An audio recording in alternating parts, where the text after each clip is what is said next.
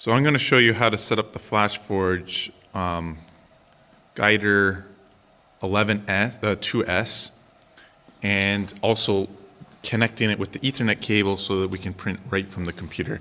So first I have Ethernet cable, and this is so that we can just send the files over the internet and monitor the printing progress.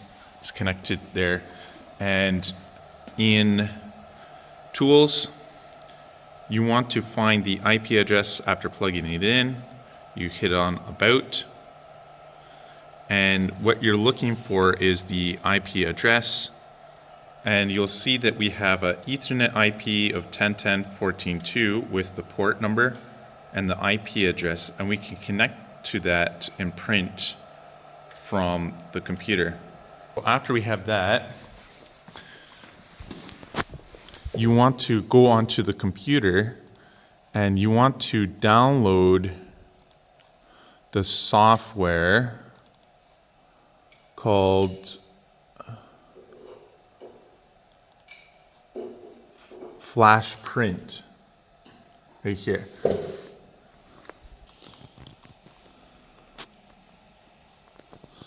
They also have an app version or the download version, so you can just click on free download. Again, that's under support, and then just go on to the download center where you want to scroll down to download where it says FlashPrint or Flash Maker. So just download this simple program there, because there's two softwares. Orca Flash is it's a bigger program where you can open different files and create the printing files, whereas FlashPrint is where it's just loading the pre-created files. And we're going to be using FlashPrint app because right here we can hit on the Connect Machine button, and you'll notice that it says IP address. Pop in your IP address with the port, hit Connect Machine. It'll show your printer.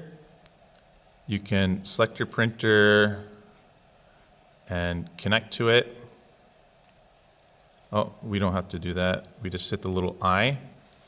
And then you can choose the item that you want to print and also activate the camera. So you can see right here is the camera, on or off, the light on or off, and it can also take pictures. Because on the machine, you can see we have a little corner camera right there. So I'm going to choose the print item. What you can do is, if you already printed items, it'll be in your memory list and you can easily print that. Or what you can do is right here, just go load file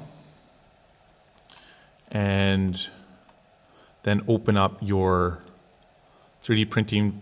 For example, we have a 3D blaster right here, and then you can rotate, scale to make it so that it can fit within your 3D printer area. You can hit on maximum, it'll get it right on into the center, and then you can slice it. You can change the different settings here, but I just leave it as normal.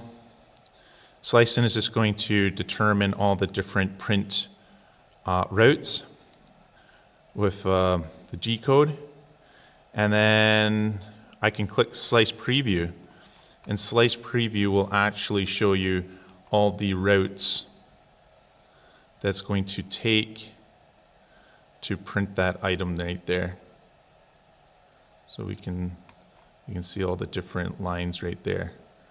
You can close that, and then you can send it to the printer, and then it'll start printing. I'm just going to load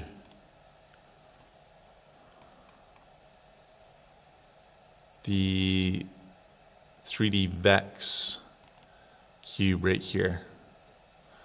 Okay, I'm going to load the Vex one. And you can print multiple objects at the same time, but let's just get this here. Let's put it in the center. Put it on the plate center. Just simple clip of the buttons right in the middle. Slice it up. Hit slice. It's going to figure out all the different routes. Then I can click send to printer. Okay. You can see it streaming to it via the Wi-Fi or Ethernet. And it should start printing, and it shows you right here. It's going to take 5 hours and 56 minutes.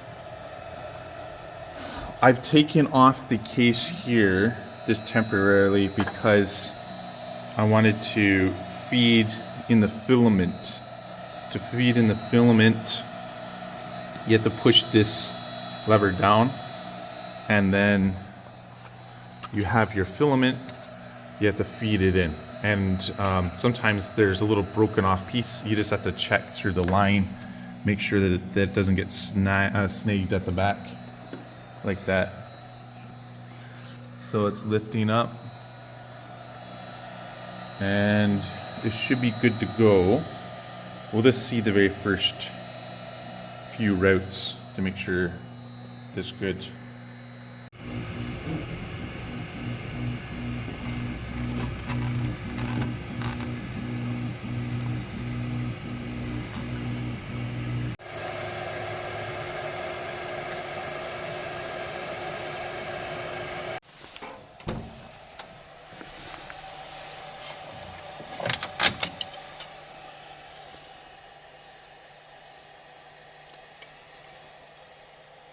Thanks for watching this video. Hope it helped out. If you enjoy electronics or want to learn about how to fix electronics, consider subscribing, and I'll see you in the next video.